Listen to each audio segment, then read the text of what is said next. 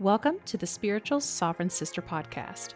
I'm your host, Elizabeth, Akashic Records practitioner, teacher, and founder of Divine Feminine Reiki. And today, we are exploring the phases of the spiritual awakening process and how to navigate the hardships within this journey. I want today's conversation to enlighten you, to remember whether you are just starting or you have been walking this path for a while, that despite grief, loss, and heartbreak, there's always abundance to be found when we zoom out and we follow our intuition. Spirituality is the doorway. Sovereignty is the embodiment. I want to also mention that Akashic Level 1 training starts May the 24th. And learning to work with your guides and heal in your records is an amazing resource to have for this spiritual awakening process. It offers you that bigger picture perspective and soul level guidance that truly resonates to you. So if you've been wanting to learn how to access your Akashic records, you'll find a link in the show notes for the training class. So let's dive into the phases that we're covering and how the feeling of loss, pain, and disappointment can come up in each phase. This can be a difficult, hard, messy, and beautiful, joyous process, and I hope that this conversation makes it easier for you. So before we get into the phases, we have to look at who you were before the awakening began. Some of you came into this life and experienced a lot early on. Maybe it was trauma or chaos or some kind of emotional neglect and instability. Especially if you are in a resolution lifetime, it can feel like you have just crammed a lot of really hard life lessons into the earlier part of your life. Others of you have had happy childhoods, stability, success, and yet there's a point when it feels like something is missing, like a pull to something bigger, even though everything looks good on the outside.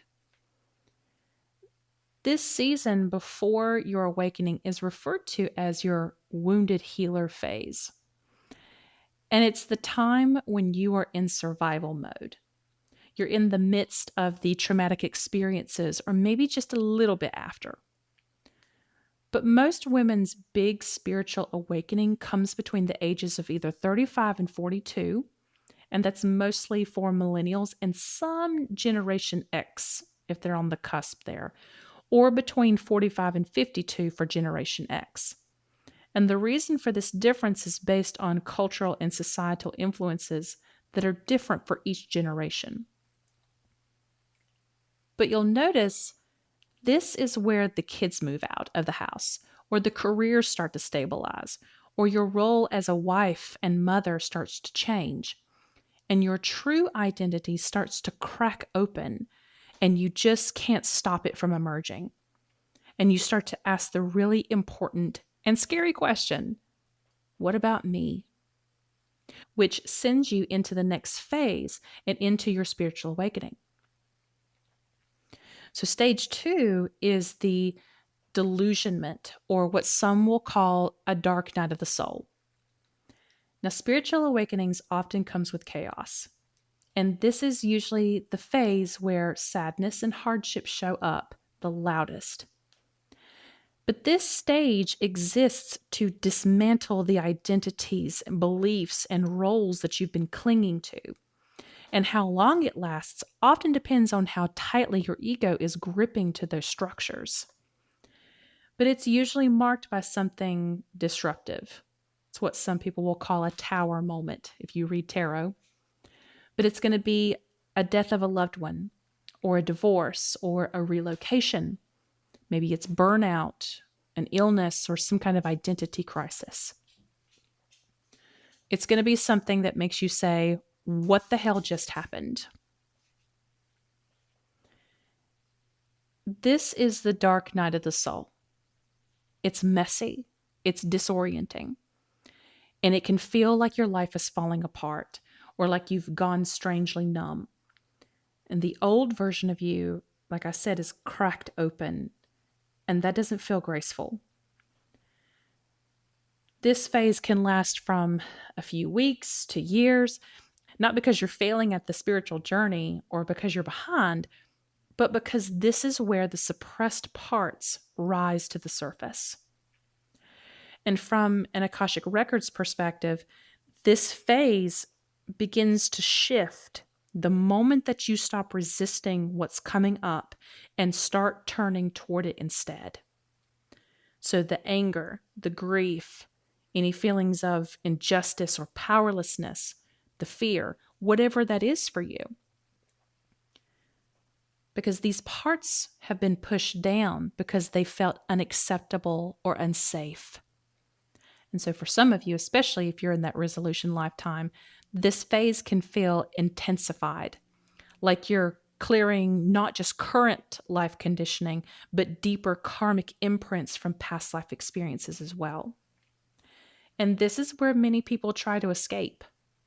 They jump into advanced spiritual practices like accessing the Akashic Records, or back-to-back ayahuasca ceremonies and retreats, or constant meditative journeys or shamanic journeys, because they're trying to transcend the human body to avoid this discomfort. But when we try to skip the human process, we create spiritual bypassing. We end up bypassing ourselves, and that energy follows us into our relationships, our work, our connections, and it can cause issues. Especially if you are taking a spiritual approach to your life and maybe the people around you are not. But this shift happens when you stop trying to escape the phase and you start to participate in it. When you allow yourself to feel without making it mean that you're broken. And that's when something begins to shift. You begin to wake up, which is stage 3. This is where you start to see things from a new perspective. Like you've taken off the foggy reading glasses that you were wearing. And there's a feeling like something bigger is guiding you here. And this is the point also where we are in information overload. It's very easy to want to read all the books and listen to all the podcasts and join the communities and online streaming channels. And study and discipline is a huge part of this phase, where now we want the outside of us to match the inside. And that's wonderful. But the biggest pitfall I see here is the lack of discernment. When people will start to binge on all this information and they start to encounter conflicting ideas on spiritual topics, or they are not discerning if the information they are absorbing is truly for them or not at the time. And I've had a lot of people walk in my office before paranoid because of all the information they are taking in and leaning a little towards spiritual psychosis, which is a different problem in itself. But the best advice that my mentor even gave me was to listen to what someone is saying, to let it marinate without taking it on as your truth, and then deciding, is this for me at this time? And that's how we can practice discernment. But when taking a grounded approach to your spiritual journey, this can be a phase where it begins to click for you. And you start to become more connected to your intuition, and you start to be reacquainted with who you truly are. Stage 4 is where we get into the inner work. So now that you're seeing things differently and hearing from teachers how important inner work really is, you begin diving into different healing modalities, like shadow work, inner child healing, maybe Reiki or tarot or astrology, some kind of energy healing. And at first, it's exciting. But what many people don't expect is how confronting this stage can be. You've already moved through disillusionment and the dark night of the soul, and now you realize that there's still more to uncover, especially if you begin exploring shadow or inner child work. Working with your shadows isn't light or trendy. Looking at rejection wounds, abandonment patterns, or the protective parts of you that you created to survive can be some of the most uncomfortable experiences on this path. And it takes courage and patience to sit with parts of yourself that feel scary. And again, this is where people try to bypass. They pull a tarot card a day. They repeat affirmations or chase the mystical experiences and tell themselves they've done the work. And while those tools can absolutely support growth, the real inner work is different.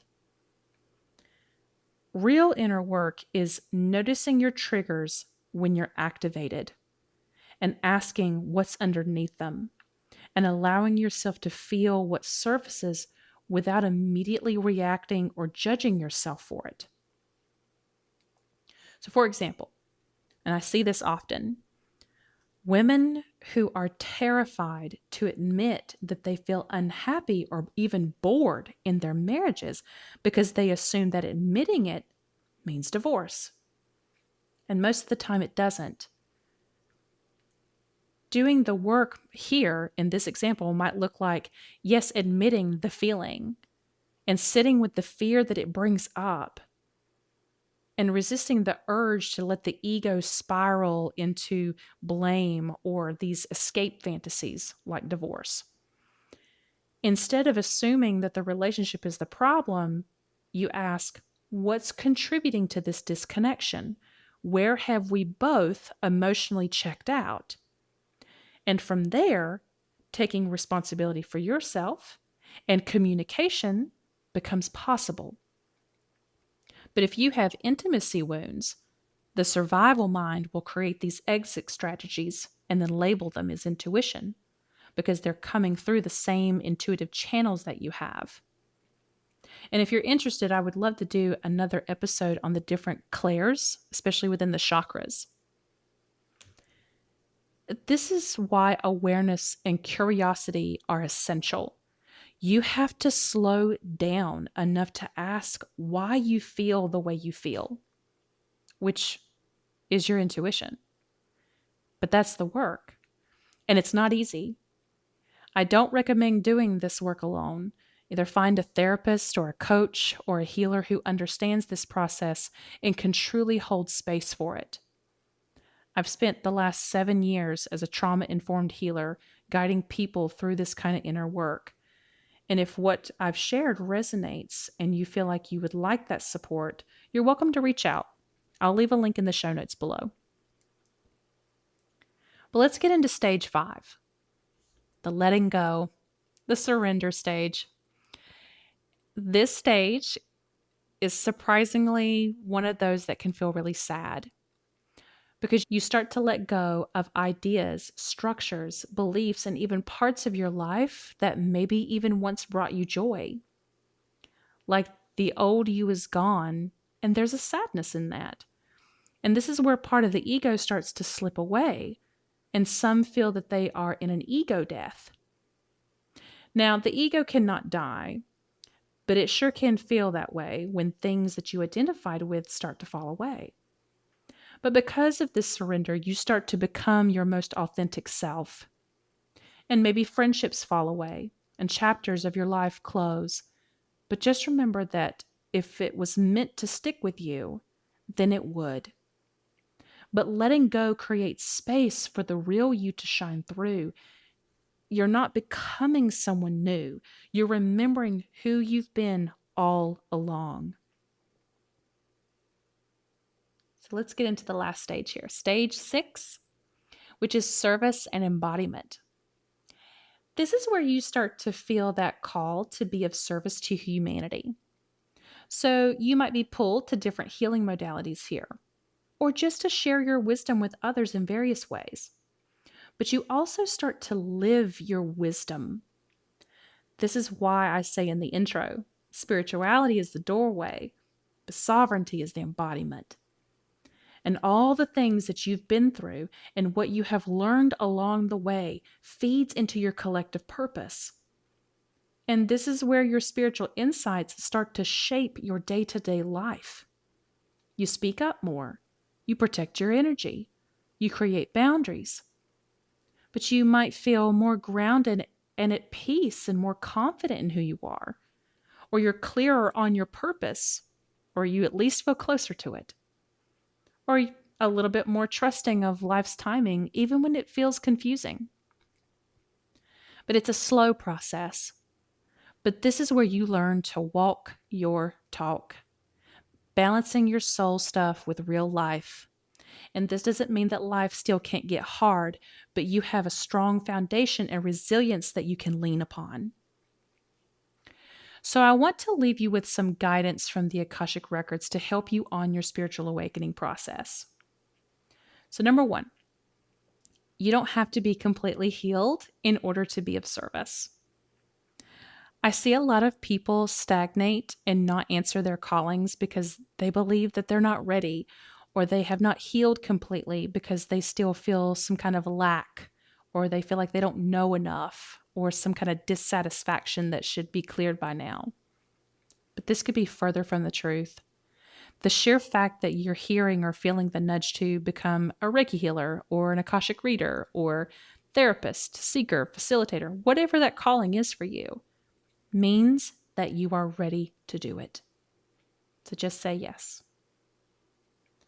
Number two, laugh as often as you can. Now, this is not just because it's fun or some feel-good advice, okay? There are going to be times that you feel like giving up, or long periods of time where it can feel like the emotional negatives outweigh the positives. And laughing on the spiritual journey fosters inner transformation by breaking down the ego, reducing stress, and fostering joy and gratitude, all that interconnectedness.